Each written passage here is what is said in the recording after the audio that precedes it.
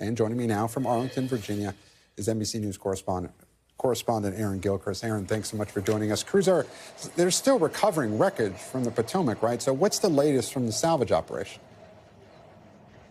So, Gabe, we just heard from the colonel who is leading this operation for the Army Corps of Engineers. It seems as though they have wrapped up their work for today. We understand from him that they have met all of the targets they set out for today in this salvage operation. You may be able to see some live pictures here. This is a wing that was just lifted out of the water in the last 15 minutes or so. The colonel telling us that this was the last thing they expected to be able to retrieve today. This is a 3-day operation to recover the plane from the Potomac River here. You noted that earlier today, the first thing they were able to remove was one of the 2 engines that are in the water right now. They also were able to recover part of the fuselage from the water here today. All those items being loaded onto the barge that you see in the picture here. And they will ultimately tomorrow be taken to another vessel that will then take them to the hangar here on the airport property, where the NTSB will officially take control of those items. We also understand that remains were located and are now in the process of being identified.